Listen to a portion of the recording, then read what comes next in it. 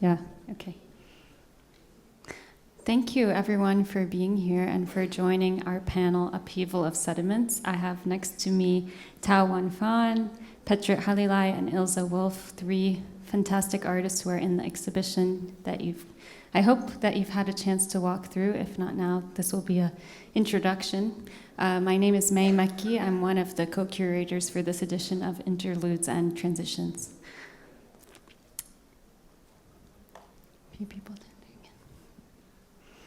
So this exhibition takes as its point of departure a series of processions, movements, and flows that have happened historically in the region, but also become a way of thinking about the world.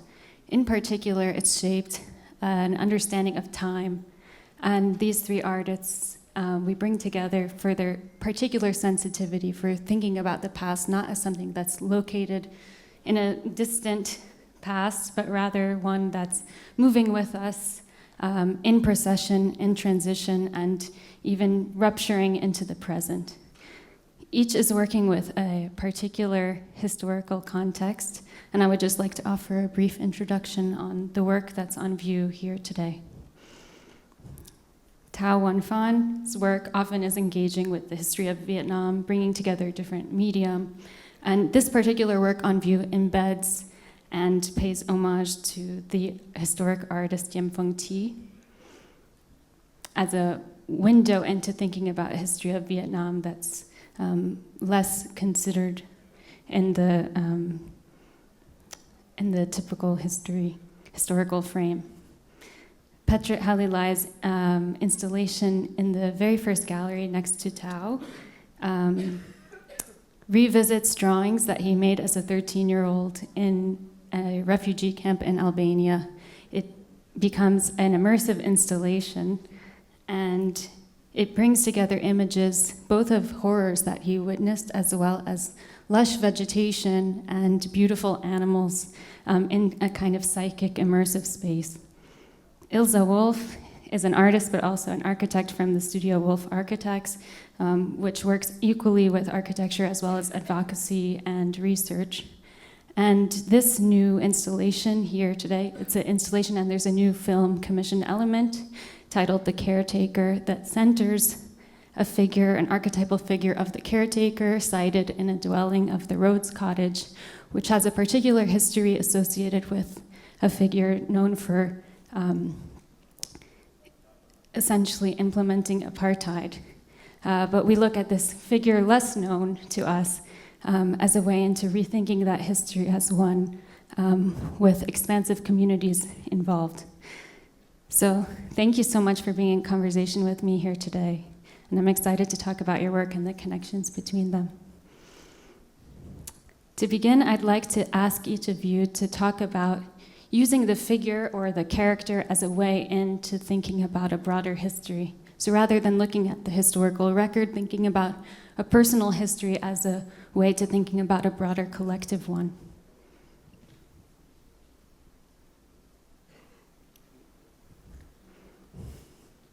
Anyone can start. Perhaps Tao, if you'd like to talk about the figure of Diem Phuong Thi, how did you come to this figure and what appealed to you in terms of centering her biography and history as a way to thinking about a broader one? So the piece is called Reincarnation of Shadows. It's in the first gallery, and it is a 5 channels video installation together with a selection of small sculptures and drawings from myself and Diem Phuong Thi, the artist. So to articulate a little bit about Diem Phuong Thi, she was a Vietnamese-born, Paris-based sculptor. She was trained as a dentist and actually was one of the first female dentists that graduated from the medical school in Hanoi during the colonial time. But then she joined the revolution against the French, migrated to France, practiced art dentistry for 10 years before turning herself to be an artist. And the reason that she told to be an artist was she was very upset about what's going on in Vietnam during the American war in Vietnam. So she started to work with ceramics and then turned into sculpture, and she invented this system of 7 modules. She called it her own alphabet. And I am particularly intrigued by this figure as growing up in Vietnam and study a little bit outside of Vietnam and have this notion of making work that somewhat defined as research or project-based. And even though I embrace this kind of way of thinking about the moving image, but this approach to modernism and approach to form and content somewhat still have this kind of historical interest, engage me deeply, and it also connects to other female figures in the history of modern art, such as Etel Adnan, who is showing here, or Saloa, who is also an artist that I'm deeply inspired by. Thank you. Ilze, I know you've talked about the caretaker figure, Meshat, as an archetypal figure, but also we follow him as a, in his daily routines, really as like a personal window into his life. And I know you're quite invested in how his choices bring out a sense of personal dignity. So I'm quite interested to hear you talk about like why him as a window into this site that has loaded with such a known history, but I know you're also invested in expanding what that understanding is. Thank you, May. Can everybody hear me? Can you hear me? Yeah. Assalamu alaikum, everybody. Good day.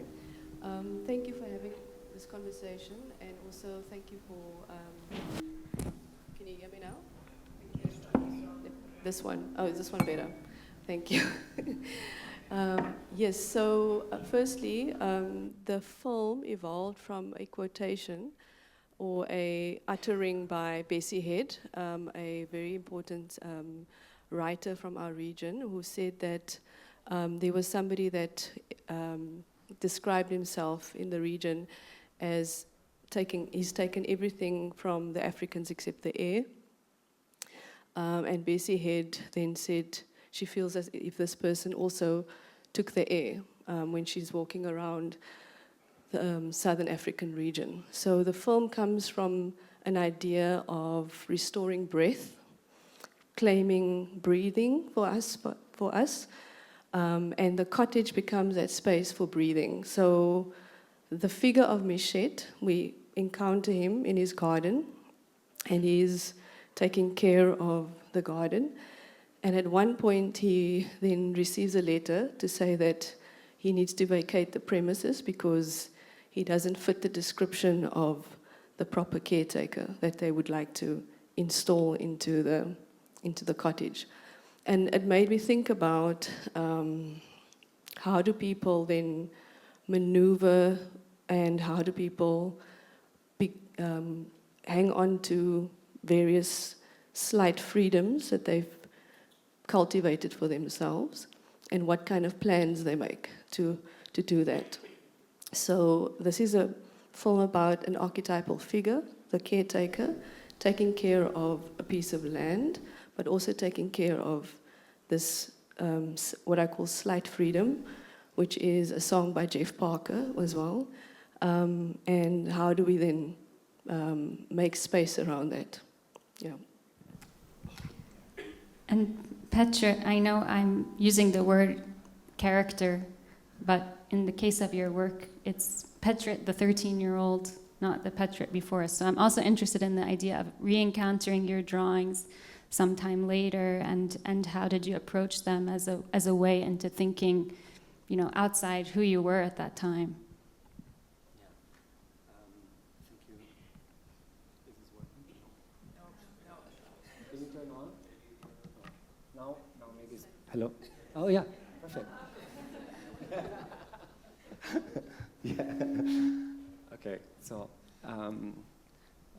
let me just thank you, May, so much for all the work and all the curatorial team for amazing job that you brought us this enormous, very challenging projects, but like the best way installed I've seen ever. So like it really, I want to thank from my heart. It was a lot of work, and I know, so it's nice to share with all the public here.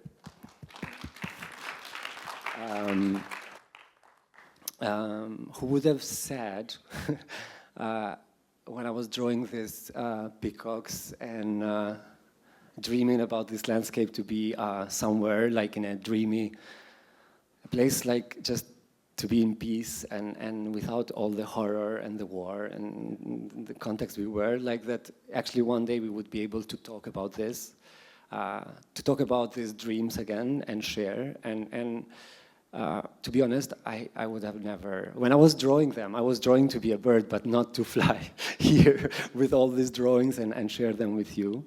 I have to say, the way how I approached this drawing 21 years after, I was very lucky to not only meet Angelo, the psychologist in the camp, but also he became a very important figure in my life. They hosted me so I could live with them. And I saw in the years that I was studying that he was using a lot psychodrama as a technique to work with his patients and groups and to rework the therapy. Who don't know, I also don't know how actually, maybe there is someone that knows better, but like it's about impersonating and reenacting a trauma in a different time and space with other people. So if your trauma is about an enemy or a dictator or here and there, you can reenact with your group. And I just remember as something that he was saying is so effective. And then I was very interested in the theater of the oppressed of the 70s from Brazil, where it's a technique where the groups actually, like, it's empowering the oppressed. And so 21 years later, after a lot of conspiracy of silence, I kind of finally was able to go, and Angelo, the same guy, kept these 38 drawings in a closet, very carefully, with more drawings that he collected from the kids. And I asked him to help me to retalk with drawings by reprinting them and cutting, and actually treating them as characters. So I cutted the birds and everything that I liked and made me dream, but I cut it aside and I divided the subject of soldiers and tanks and everything that scared me. And then just actually when you have in paper these cutouts and everything, I sometimes would realize that when you turn the page in another time, like you don't know what was back. And like it started to play as a memory because there were so many things that were not as important and as scary as in 99, but so many things that actually I was still dealing with, especially with the history of the wars in Balkan. And so that's actually, like, I asked Angelo, I was like, can you help me to treat, not with a patient, but to treat the drawings and make not a psychodrama with people, but psychodrama with drawings. So that was the beginning of this process. And I remember, I was just telling to Andrea and some friends before, when Angelo was taking a soldier and then a peacock, and when we put them together, and he was saying, like, what do you feel like when you are having one peacock, which is something that really you love, and one soldier that is really scary for you?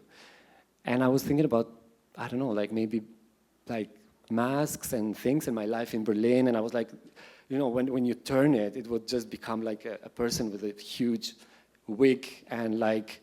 And so it was the beginning of cracking through something that is only horrible and like giving a different dimension and sense.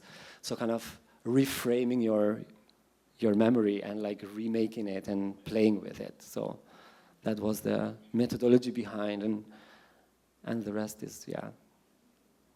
I love this reference. I didn't know this about this reference to the theater of the oppressed, which is essentially when anyone in the audience can come up and replace someone on stage and create a different outcome. And in the installation, when you move through it, like what Petrit is referencing, is some drawings are facing you, some are reversed. So you actually move through and you encounter different kinds of images, ones that you were seeing, ones that you thought you might see, and then these kind of fantastical figures. Yeah. But I love this reference to theater, and it makes me think of Tao, of how you think of your work as theatrical fields. So I would love to hear you talk more about what that means to you in your practice.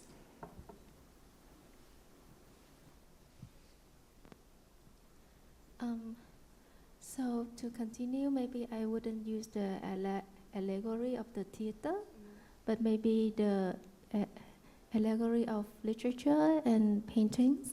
So as a student, I came to a talk by a painter named Rebecca Quaitman, and she was telling a story that her father was a painter, but not a very famous painter. So he has a lot of paintings that stack on the shelf. So growing up, living in that situation, then she created works that are divided into chapters, and they become like very book-like, I would say. So my way of thinking and approaching the moving image and the paintings and the objects themselves are also chapter-like, but they're also like reincarnations. So that's why I really love the way you use the upheaval of the sediment, because it's talk about the same idea, but in a materiality way. And the reincarnations is talking about the moving image in a spiritual way.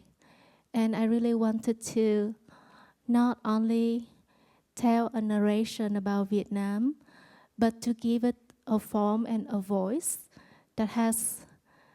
that's go beyond the context of, let's say, trauma, and to have a kind of presentation that is lyrical, somewhat, poetic somewhat, but also give a structure.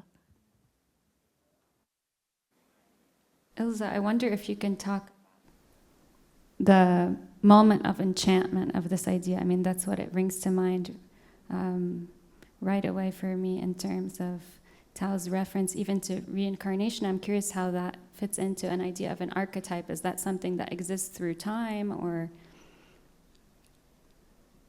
We know this one works. Creative. Enchantment is so important for us to think through difficult histories and for us as surviving those difficult histories. So for me, the enchantment is about interspecies relationships.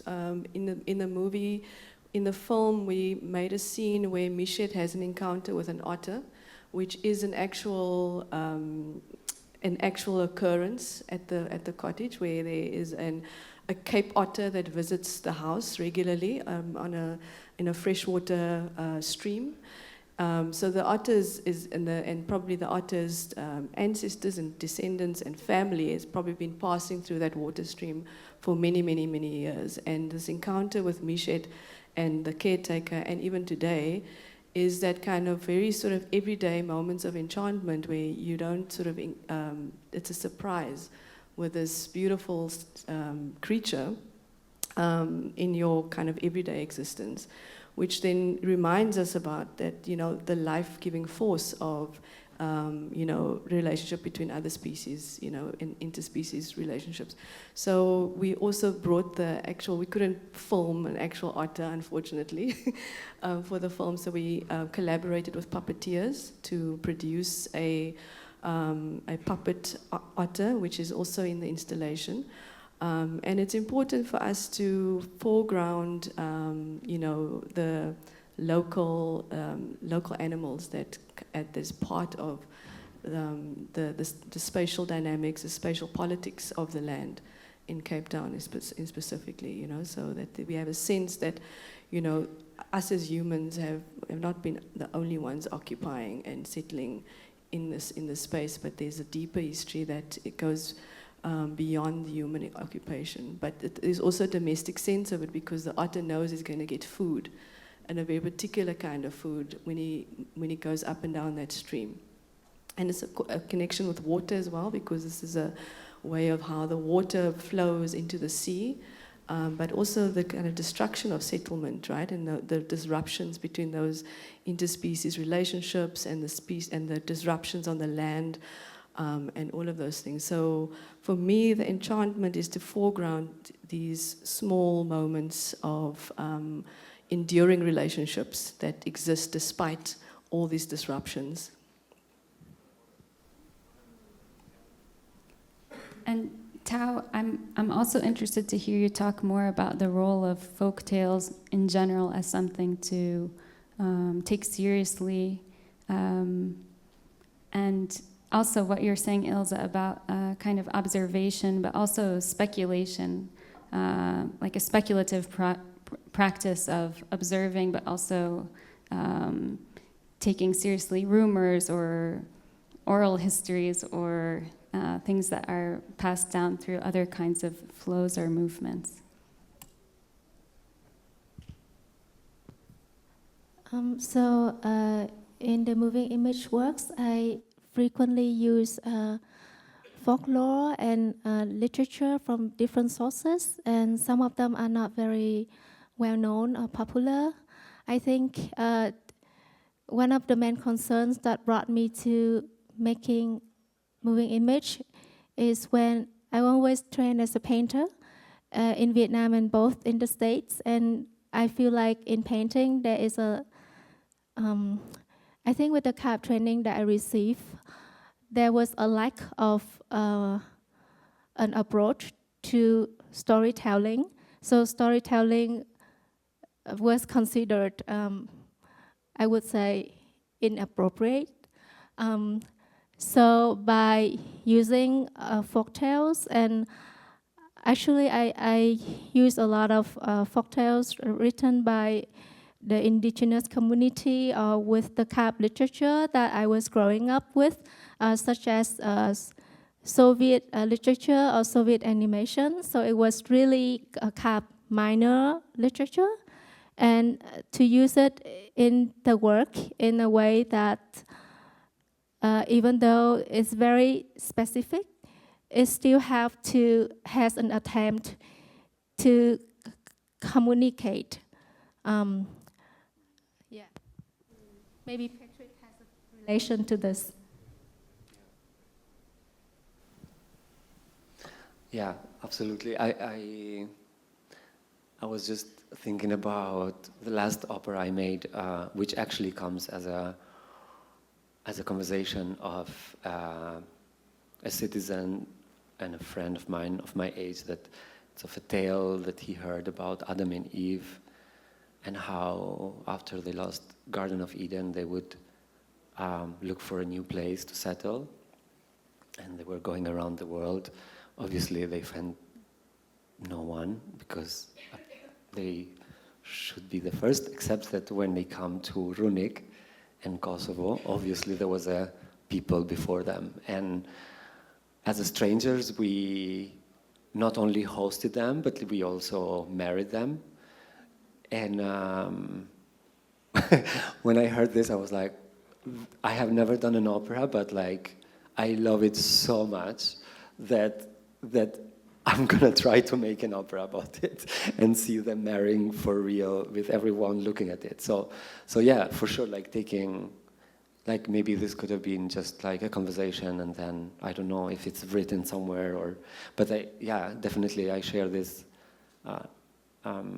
a fascination about stories and things that are peripheral, and histories actually that either are not written because they're not taken seriously, or they are actually prohibited to be written, and so they live in the storytelling, they live in the songs, they live in the air until someone tried to take it. And so yeah, trying to free it is super important, no? Starting from that, reclaiming the breath and the space, and yeah.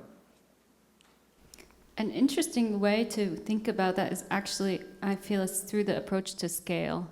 In your work, I think about these A4 drawings that then become an immersive environment. But I'm also interested in this connection between the Jim Fong Ti works as kind of monuments, that they're very intimate And Ilze, I know you've also thought quite deeply about the notion of monument in general, and what does it mean to magnify something that's unattended to, or to blow it up. So I'm interested to hear from all of you about this quality and what it means to how you approach installation in particular around a certain subject.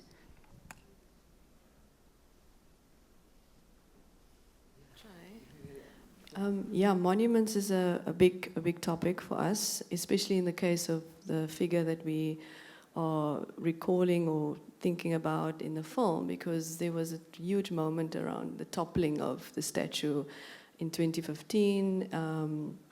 And I'm very interested in the idea of, sound as a monument, sonic monuments, breathing as monumental acting, as monumental acts. Not so much objects, not so much these objects, but sort of, the durational character of ritual, for instance, as well, and small acts of sound. And again, going back to a previous work that we did, centering around the work of Bessie Head, for instance. The main reason why I made a film about her is because I couldn't find her voice on the internet or anywhere. And for me, hearing her voice for the first time, we had to go to Botswana, we had to speak to people there, we had to find those audio files, we had to go there. And we ended up making a sonic monument with her voice through a record player, which then travels, which then moves around and so on. So these monuments for us become part of everyday life, becomes sensorial rather than objectified. And I think that's important for us to kind of think deeply about memory and reparation also, So gardening for me is also an important act of monumentalizing. Many of our liberation leaders had secret or maybe not so secret gardening obsessions. So how do we think of a garden as the site of liberation as well? Yeah.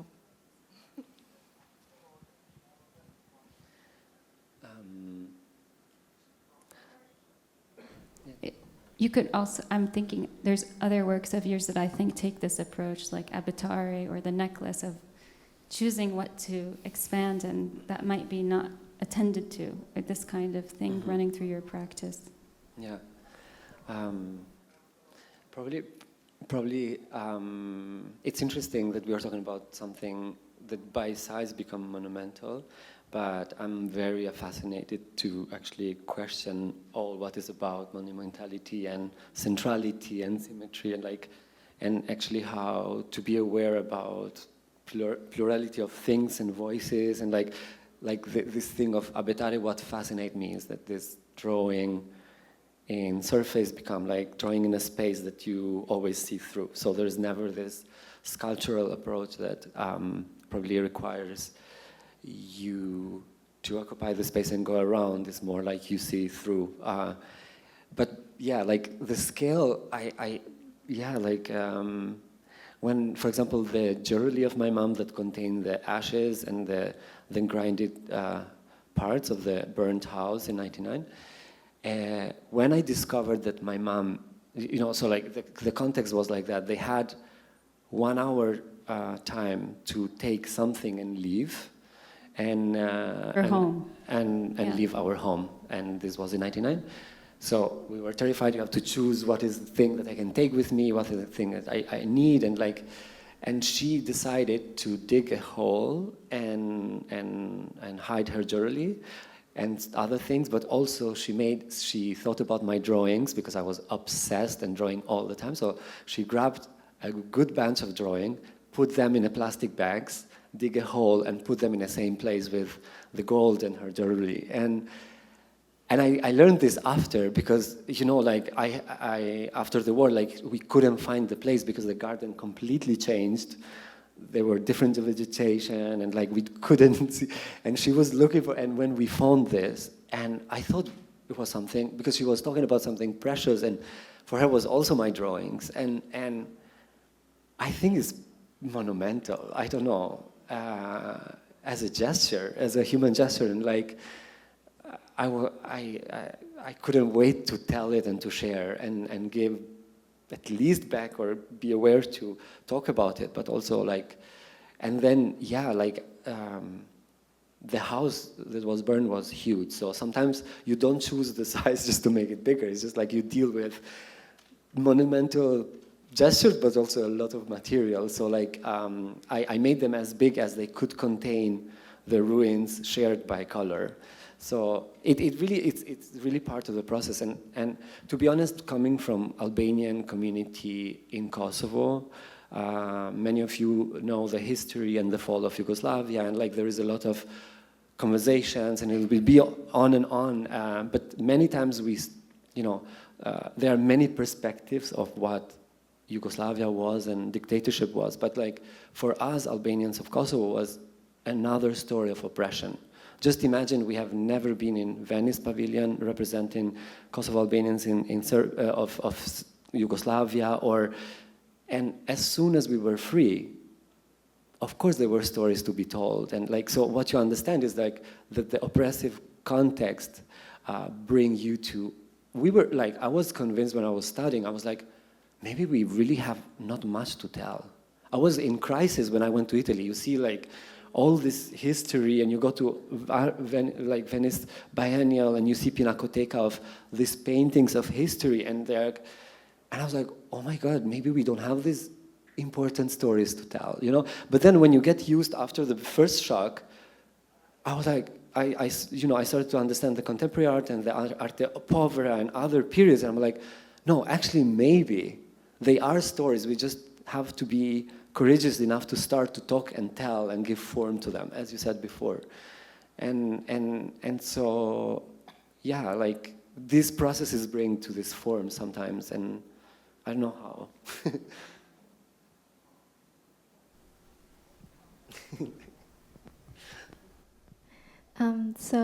Thinking about the monument in the context of my country, I would say with the tradition of socialist realism, monument is a site of worship, and it's large in scale, of course. So my approach to monumentality is somewhat intimate and humble. And because the works themselves by Tim Phung Thi are really small works that can be displayed everything on a small table.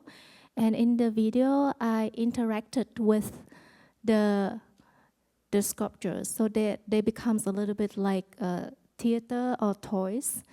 And in a sense, it was inappropriate to interact with an art piece that way, like drawing rice or soy or manipulate or put it in the rain.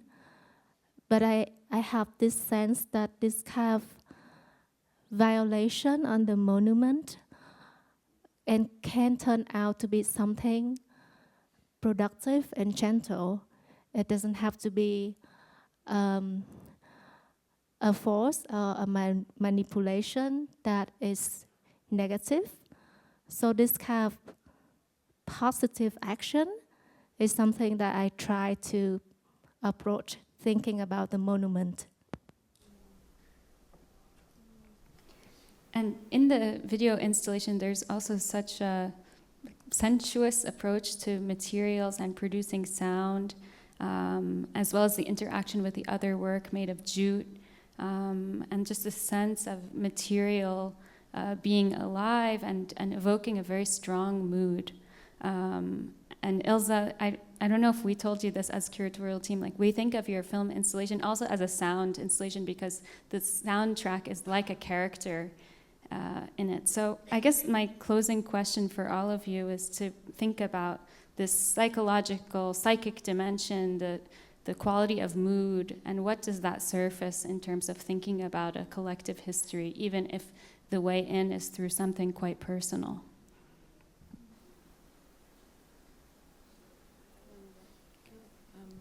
Yeah, thank you for picking up on the sound element of the film, because I often we always want to just experience our films as sound pieces as well. So sometimes I often just listen to the film and see if the narrative and if the images still make sense in the head. So I often just watch, like listen to it without any visuals to hear it. And we were very lucky to work with incredible composers and music sound editors, Malik Ntoni Njabe and Keegan Steenkamp, a trumpeter from Cape Town and music composer. And we commissioned Keegan actually because of the trumpet. I wanted the trumpet to be a very key instrument in this music because of this obsession with breathing and reclaiming breath through sound. So Keegan made a very beautiful score based on that conversation with myself and Malik and Heinrich and the team, so on. And the sonic element is a way to also think about rhythm of editing and rhythm of Mishet walking through Cape Town. It's a way of setting the mood of, reclaiming also, and of gardening and of freedom, telling the story in different ways, and yeah, it's a key part. We're also listening to a lot of music. I mentioned Jeff Parker's suite called Slight Freedoms. Listen to the Hypnotic Jazz Ensemble, Hypnotic Bass Ensemble, a group from New York, I believe. But we were constantly listening to various kinds of music and musical ensembles to think about the sonic landscape of the film.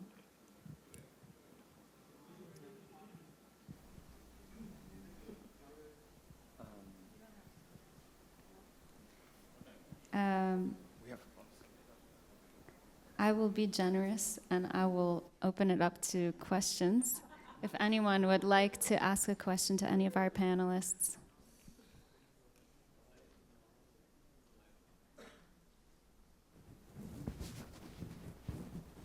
Okay, then I'll ask one more question I have. I think each of your works has quite an interesting relationship between the idea of the frame as something clear and then also the kind of porousness. Tao, we have a few of your works on view, and even between them, I mean, the way that we've presented them, they're close to each other. Of course, you're also embedding the work of another artist within your installation. Petrit, we spent a lot of time thinking about the placement of one particular piece within the installation that has a corner that kind of lets you know that this is cut out of a paper. And then, of course, Ilze, your installation, the way you enter it is through a book cover. So I invite each of you to close with thinking about framing as a device that maybe assists legibility, but also how you may seek to play with that as a construct or as a boundary. Should I? Yeah. Okay. So, yeah, it's true.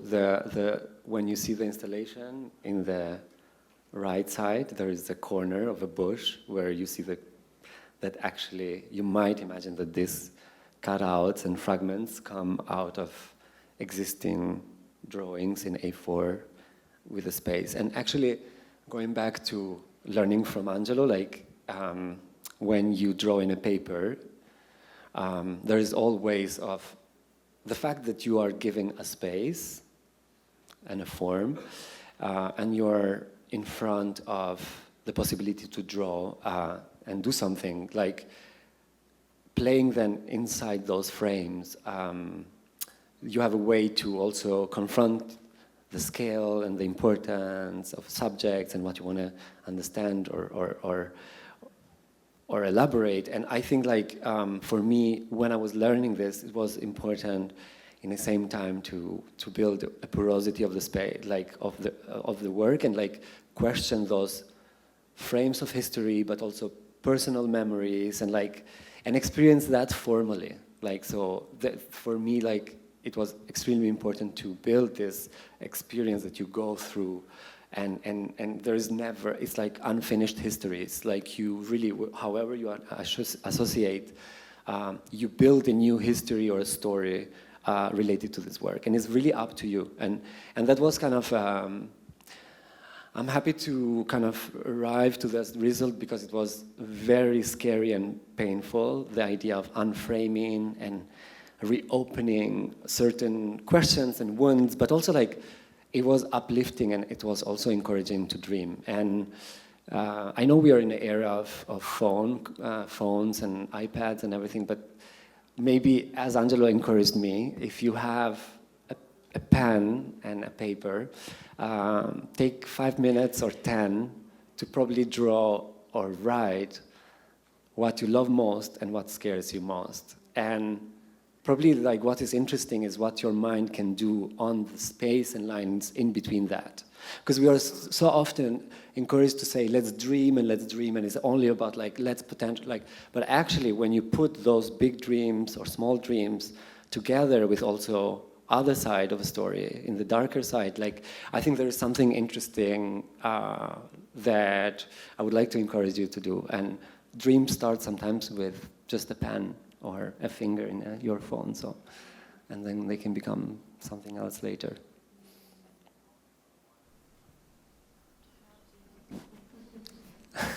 Sorry.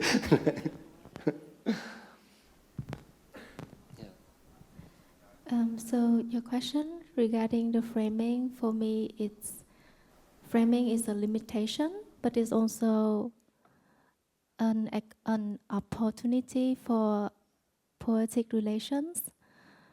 As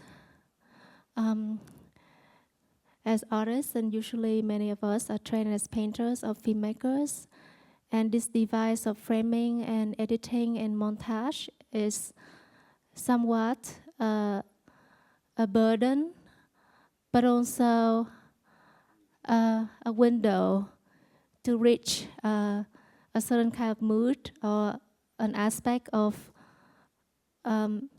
sharing and conversation that I feel personally could be very fruitful.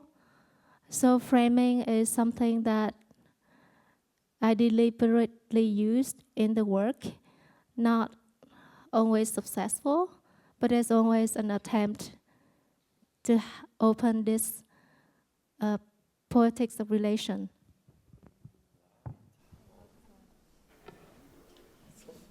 Love that.